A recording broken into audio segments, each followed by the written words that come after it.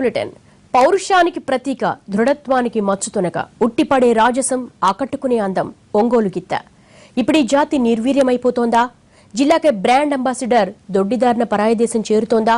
విదేశీయులకున్న తెలివి మనకెందుకు లేదు? వయా గుజరాత్, బ్రెజిల్ కి మన పశు సంపద అక్రమంగా తరలి వెళుతోందా? ప్రకాశం జిల్లాలో ఇప్పుడు ఇదే పెద్ద చర్చనీయాంశమైంది.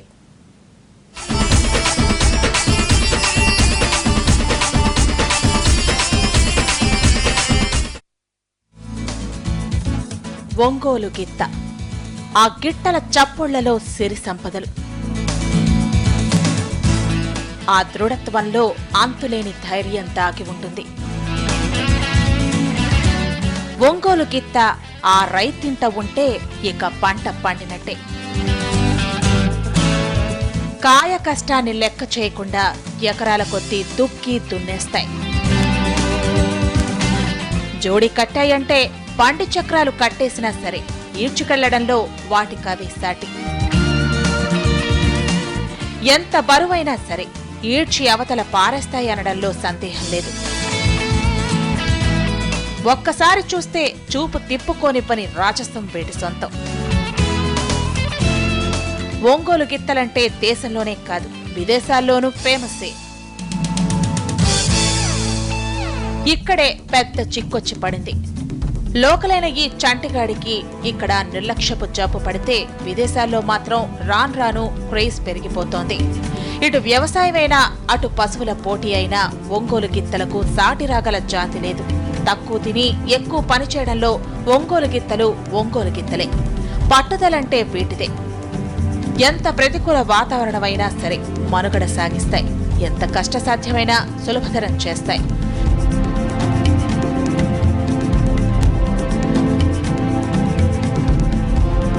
ప్రస్తుతం ఒంగోలు గిత్తలు ప్రమాదంలో పడ్డాయి. అంతర్జాతీయంగా ఎంతో డిమాండ్ ఉన్న ఈ జాతి పశువులు కనుమరుగయ్యేలా కనిపిస్తున్నాయి. ఒంగోలు గిత్తలకు ఇంత డిమాండ్ ఉండటానికి కారణం ఎంతటి బరువైనా అవలీలగా లాగించడం ఒక్కటే కాదు, వీటికి వ్యాధి నిరోధక శక్తి చాలా ఎక్కువ. అంతేకాదు యజమానిని గుర్తించుకుని మరీ అనువుగా మసులుకోవటం వీటి మరో ప్రత్యేకత.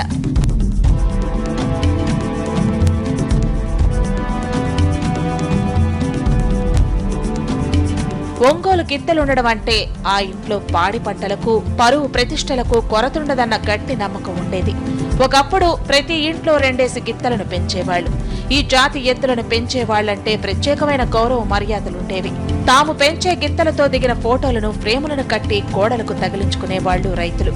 పెంచుకోవాలని చెప్పని జాతిని పరిరక్షించాలని కోరుకుంటున్నారు కానీ, ప్రయత్నం చేస్తున్నారు కానీ, ఇవాళ ఆ ఒంగోలు జాతికి సంబంధించిన పశు సంపద ఆవులను కానీ కోడిదోడలు కానీ పెంచడానికి భారం అయిపోయి ఖర్చులు విపరీతంగా పెరిగి మేత, దానా కానీ ఇతర రకాల మౌలిక సదుపాయాలు కల్పించే దాంట్లో కానీ విపరీతంగా ఖర్చులు పెరిగిపోయి గత్యంతరం లేని పరిస్థితులు వదులుకుంటున్నారు. వ్యవసాయ రంగంలో వచ్చిన మార్పుతో ఒంగోలు గిత్తలు రైతులకు బాగా దూరమయ్యాయి. వీటి స్థానంలోకి ట్రాక్టర్లు రావడంతో మెల్లగా ఇవి గ్రామీణ వాతావరణం నుంచి తప్పుకున్నాయి. రైతులకు గిత్తల పోషణపై ఆసక్తి తగ్గిపోవడంతో వీటిని కేవలం పోటీలకు మాత్రమే పెంచుతున్నారు. అది కూడా కొద్ది మంది రైతులు మాత్రమే. దానా సౌకర్యం లేదు. అందువల్ల క్రమంగా ఒంగోలు జాతి ఎద్దు ఇది అనేది అంతరించిపోతా ఉంది.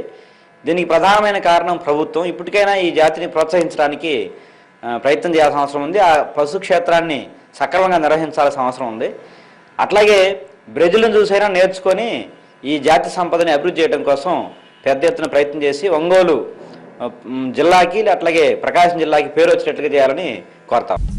2001లో ఒంగోలు గిత్తల సంరక్షణ కేంద్రం ఏర్పాటు చేశారు. మొదట దీన్ని చీమకుర్తిలో ఏర్పాటు చేశారు. అక్కడ గ్రానైట్ నిక్షేపాలుండటంతో చదవలవాడకు తరలించారు. 200 ఎకరాల భూమిలో ఉన్న ఈ కేంద్రం ఒంగోలు జాతిని ఉత్పత్తి చేసి రైతులకు అప్పగించడమే ప్రధాన కర్తవ్యంగా పనిచేస్తోంది. చీమకుర్తి నుంచి చదలవాడ తరలించినందుకు గాను ఒంగోలు గిత్తల కేంద్రానికి 6 కోట్ల రూపాయలు ఇవ్వాల్సి ఉంది. ఇందులో రూపాయి కూడా ఇంతవరకు ఈ పశు క్షేత్రానికి అందలేదు. దీంతో ఇక్కడ పశు సంరక్షణ భారమవుతోంది.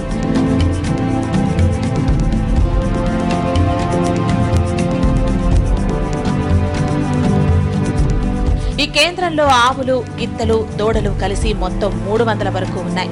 పర్యవేక్షణ పూర్తిగా పడకేయడంతో ఇక్కడి గిత్తలు బలహీనంగా తయారవుతున్నాయి. అమ్మకానికి పెడుతున్న ఈ దూడలు నాణ్యంగా లేవన్న విమర్శలు పెరుగుతున్నాయి. పెరటి చెట్టు వైద్యానికి పనికిరాదు, ఇంటి గిత్త విలువ తెలియదన్నట్టుగా మారిపోయింది ఇక్కడి వ్యవహారం. ఇవే గిత్తలను విదేశాల్లో కళ్లకు అద్దుకుంటుంటే మనం మాత్రం పూర్తి నిర్లక్ష్యం చేస్తున్నాం. దీంతో దొంగచాటుగా విదేశాలకు తరలించే ముఠాలు రంగంలోకి దిగుతున్నాయి. అనుమతులు లేని అభివృద్ధి కార్యక్రమాలు చేపడుతున్నాయి. ఒంగోలు గిత్త మా దేశంలో కాలమోపడవే మహాభాగ్యం అనే దేశాలు ఉన్నాయి. ఈ జాతి విలువ తెలిసిన కొన్ని దేశాలు ఎలాగైనా సరే వీటిని తరలించేందుకు ప్రయత్నిస్తున్నాయి. అక్రమంగా సరిహద్దు దాటించేస్తున్నాయి. తమ దేశంలో వీటిని అభివృద్ధి చేస్తూ లాభాల పంట పండిస్తున్నాయి.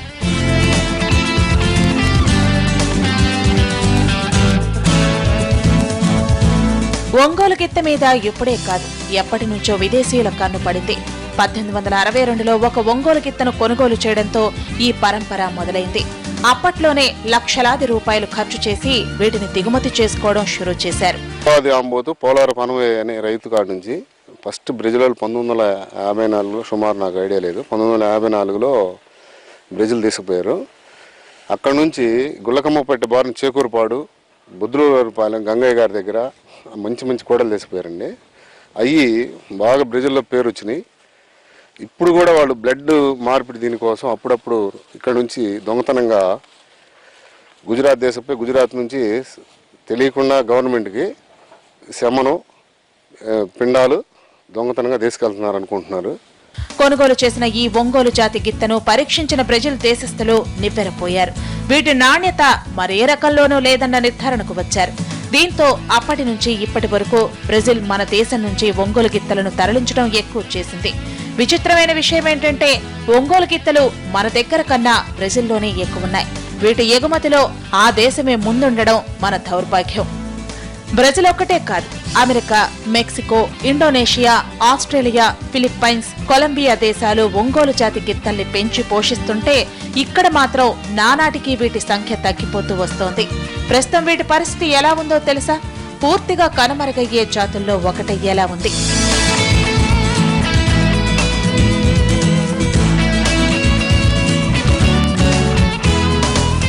అప్పటికీ అంతరించిపోతున్న దశలో ఉన్న ఒంగోలు జాతి పశువుల ఎగుమతిపై మన ప్రభుత్వాలు నిషేధం విధించాయి.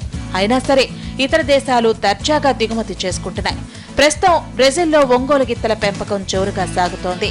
ఒంగోలు జాతి అభివృద్ధిపై బ్రెజిల్ దేశస్థులు ఎక్కడి వరకు వచ్చారంటే ఇక్కడ వీర్యాన్ని సేకరించి అక్కడ పిండాల ఉత్పత్తికి ప్రయత్నించేంతగా. ఇందుకు గుజరాత్లోని భావనగర్ కేంద్రంగా మారింది. ఒంగోలు గిత్తల నుంచి సేకరించిన వీర్యంతో ఇక్కడ 5,000 పిండాలను తయారు చేస్తున్నారంటే వ్యవహారం ఎక్కడి వరకు వెళ్లిందో అర్థం చేసుకోవచ్చు. ఇంతకీ ఈ మొత్తం పిండాల విలువెంతో తెలుసా? అక్షరాల 160 కోట్ల రూపాయలని అంచనా. ఒంగోలు జాతి గిత్తల్ని వాటి విలువ తెలుసుకొని తీసుకెళ్లిన బ్రెజిల్ దేశం అక్కడ వాటిని అభివృద్ధి పరిచి తద్వారా ఆదాయాన్ని సమకూర్చుకోవటం అనే వ్యాపారంగా మలుచుకుంది. ప్రస్తుతం ఒంగోలు జాతి గిత్తల పరిస్థితి గుజరాత్ నుంచి అక్రమంగా ఒంగోలు జాతి గిత్తల వీర్యాన్ని సేకరించి తద్వారా 5,000 పిండాల ఉత్పత్తికి ఏర్పాటు చేసుకొని ప్రభుత్వం నుంచి అనుమతి కోరుతూ 160 కోట్ల రూపాయల ఆదాయాన్ని బ్రెజిల్ దేశం ఇప్పుడు కళ్ళజూడబోతా ఉంది. వాస్తవానికి మన సంపదను మనం కాపాడుకునే స్థితిలో లేని పరిస్థితి కనపడుతుంది. విదేశాల్లో ఈ జాతికి అంత డిమాండ్ ఉంటే మనమేమో వీటిని నిర్వీర్యం చేస్తున్నాం. సరిగా వీటిని పెంచి పోషించడం చేతకాక అందివచ్చే ఆదాయ వనరు కోల్పోతున్నాం. ఈ నెల 13న బ్రెజిల్ బృందం భారత్ వస్తోంది. చెన్నైలోని జాతీయ జీవ వైవిధ్య సంస్థ నుంచి అనుమతి తీసుకుని పిండాలను దిగుమతి చేసుకునేందుకు రంగం సిద్ధం చేసుకుంటోంది.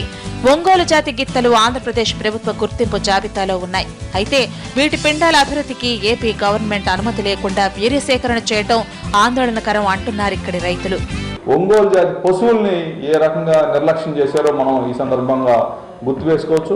అయితే ఇంకో వైపున బ్రెజిల్ మంత్రివర్గం రేపు 13వ తేదీన భారతదేశంలో పర్యటన పెడతా ఉన్నారు. ఈ పర్యటనలో కేంద్ర వాణిజ్య శాఖ మంత్రి రాధామోహన్ సింగ్ గారితో మొత్తం వ్యవసాయం అలాగనే పశువులకు సంబంధించినటువంటి అనేక ఒప్పందాలు జరగబోతా ఉన్నాయి. ఈ ఒప్పందాల్లో బ్రెజిల్ దేశస్తులు మొత్తం ఇక్కడ ఒంగోలు జాతి పిండాలని ఏదైతే కృత్రిమంగా తయారు చేశారో జన్యు మార్పిడి ద్వారా వీటన్నిటినీ వాళ్ళు పేటెంట్ తీసుకొని మొత్తం భారతదేశానికి తలమానికంగా ఉన్నటువంటి ప్రపంచ తలమానికంగా ఉన్నటువంటి ఒంగోలు జాతి పశువుల్ని భారతదేశానికి అలాగనే ప్రధానంగా ప్రకాశం జిల్లా ఆంధ్రప్రదేశ్కి దూరం చేసేటువంటి ప్రయత్నం జరుగుతూ ఉంది. ఇప్పటికైనా మించిపోయింది లేదు. మన ఒంగోలు గిత్తలకు ప్రపంచవ్యాప్తంగా ఇంత డిమాండ్ ఉంది కాబట్టి ఆ ఆదాయమేదో మన రైతులకు లభిస్తే ఈ జాతి మరింత పెరుగుతుంది. ఈ దిశగా ప్రభుత్వం కఠిన చర్యలు తీసుకుంటే ఇటు గిత్తల అభివృద్ధి, అటు రైతుకు గిట్టుబాటు రెండూ లభిస్తాయి.